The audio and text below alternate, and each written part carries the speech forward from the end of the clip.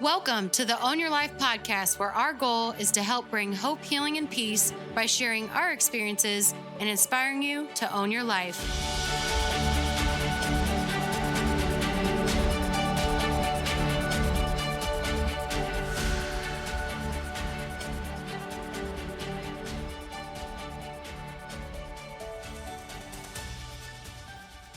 Hey everyone, welcome back to the Own Your Life podcast. Today is episode 90.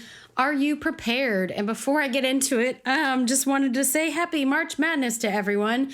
I hope your brackets are not totally busted. I know that I just lost a huge chunk with obviously Kentucky and Baylor not winning. I'm sure a bunch of you have, because who picked St. Peter's? Like, really? I don't think anybody did. But anyways, my bracket is looking okay.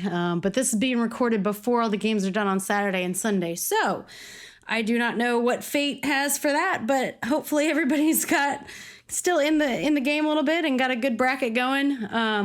Go Purdue, that's my school, and just hoping that they win on Sunday, which you will already know by the time that this comes out. So hopefully it is a celebratory win Sunday night. So we'll see.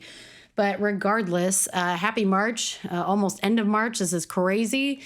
This year is definitely going by pretty quickly already. So I did want to talk about, being prepared, and mostly meaning, are you prepared as in with all the crazy stuff going on in the world right now?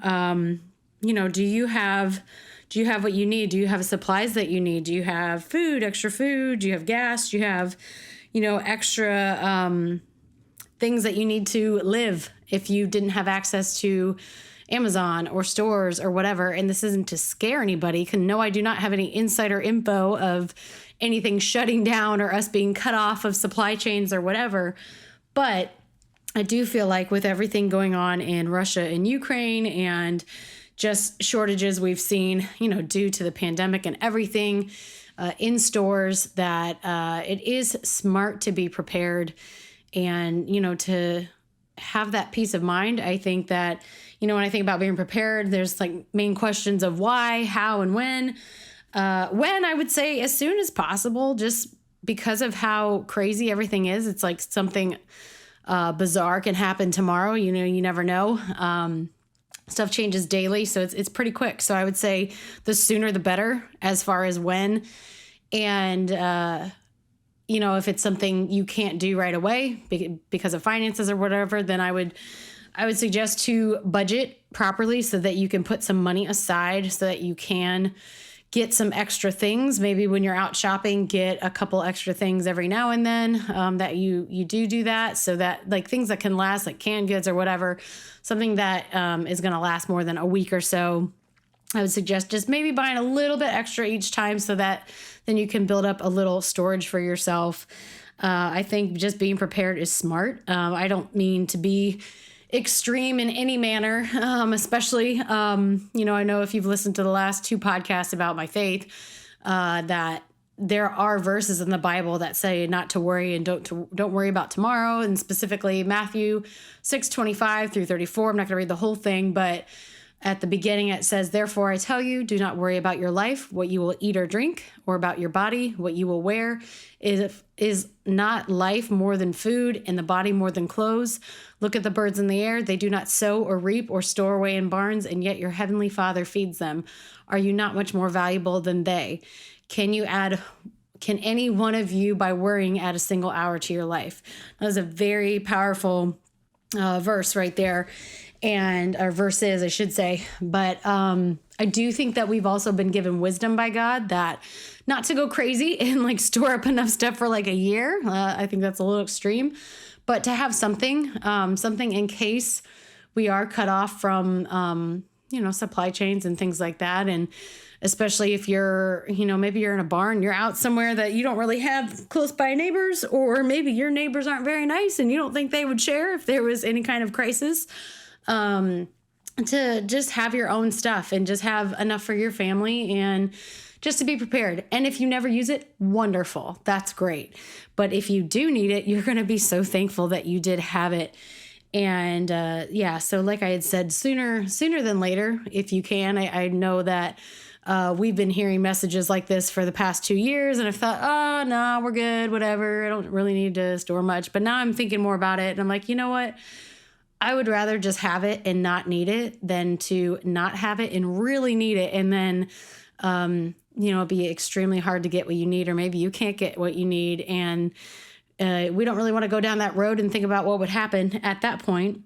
But I would say, get it as soon as you can, just so you don't have to think about it anymore. And I think for me, that just gives me peace of mind. And that's mostly why to do it. Why would I, want to be prepared if something happens? And I think that you don't have to go crazy. You don't have to have like an underground bunker in your backyard or something like that with, enough food for, a year or whatever, like I said before, but to have something so that if something does happen, that you are prepared. It's kind of like having an emergency fund, which I guess that would also be a good point too. If you don't have one, if you don't know anything about like Dave Ramsey and his Financial Peace University or anything like that, when they talk about baby steps, and one of them, I think it's the first step, is to make sure that you have at least $1,000 emergency fund, because when that emergency comes, you obviously don't know when it's coming, and when it comes, you will be happy that you had that money ready to go.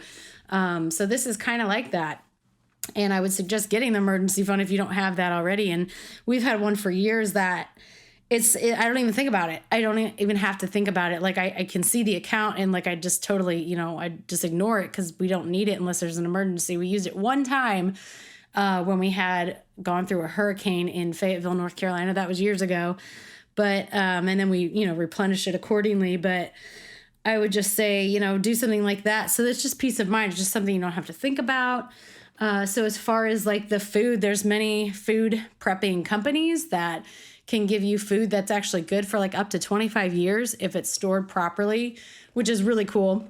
And for us, we really like My Patriot Supply. I know there's some other ones with similar names, but they can ship you food that is good for up to 25 years. And it comes in these little storage pails that you can, put in your garage or your basement or whatever. And then it's kind of just out of sight, out of mind. You've got it if you need it. If you don't need it, it's good for 25 years as long as it's stored properly. So then you don't have to think about it, and you can just, rest on that. And I think that, since we got ours, I'm just super relieved on that area of thinking of things like, oh my gosh, what if these supply lines shut down or groceries were unavailable to get to, or something terrible happened, what would we do?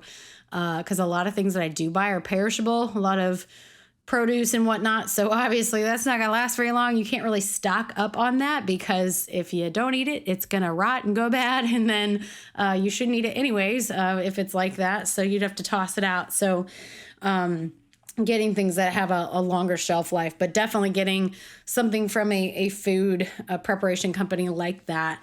And a really cool thing that they do, and we don't have like an affiliate code. Maybe we should, but we don't, for My Patriot Supply. But something really cool that they do is if you were to lose, say you bought, X number of pails because you got a family of 4 and you wanted enough for everybody to have food for a month or whatever you bought. If you lose all of that in a flood, a fire, a natural disaster, whatever, they will replace it for free, which is amazing. So it's like extra insurance. Like, not only do you have this food that's going to last for 25 years if stored properly, and hopefully you never need it, but you have it.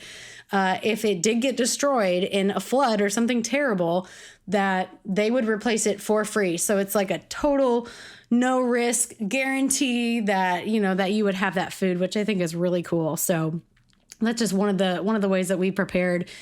And I just think that it's just something smart to do, and just kind of an extra insurance plan that you don't have to worry about once you have it, and it can just give you peace of mind. And if something does happen, and God forbid that it does, because I hope it doesn't happen, but you have it, you are ready to go, and you don't have to panic and go into hysteria, because I don't even want to imagine what would happen should something like that actually happen to us. But it's not unrealistic with the conditions of what we've been hearing and seeing across the world. And to think that we won't be affected at all, I think is very naive, because it could happen. Things could happen here that we don't even want to contemplate or think about or worry about, or just think, oh, yeah, we're immune because we're the U.S. No, we're not. I don't think we are. I think that there's been some pretty terrible policies put into place. And obviously, I am not a fan of the people in charge. I think they are a bunch of idiots and are running our country into the ground. So with that, I want to be prepared and make sure that we are good to go and not putting my hands into, or not putting my fate into their hands, I should say, because I don't believe that they have the Americans' best interests. So I do think that it is smart to be prepared. And how, I've pretty much given you the how, at least with the food. I would say as far as, like gas, because I don't know about you guys, but gas prices have skyrocketed like crazy here. And it was like 2 weeks ago, I think I filled up for like $3.40, and then the week later it went to $4.40. It's gone back down a little bit, but I have been one of those people. I've been guilty that I try to ride like on E as long as possible until it's like it doesn't show me how many more miles are left anymore. And I'm like, oh crap, I should probably fill up because it's not going to be much longer, maybe another 10 or 15 miles until I'm in real trouble. So I've been known to do that, to really ride it out to the end. And I try not to do that anymore, especially with all the craziness and with gas prices, and you never know what's going to happen. And I've heard of some places like rationing how much gas people can get, which is ridiculous. So I would say to keep your gas up, to keep it filled at least over half, because you don't know if you're going to need it. And if things are shut down and you don't have access to it, you're going to be, not in a good situation. So, making sure that your needs like that, your gas is tapped off. It's almost like, this is how they told us to prepare for a hurricane, back in North Carolina, to, have your gas topped off and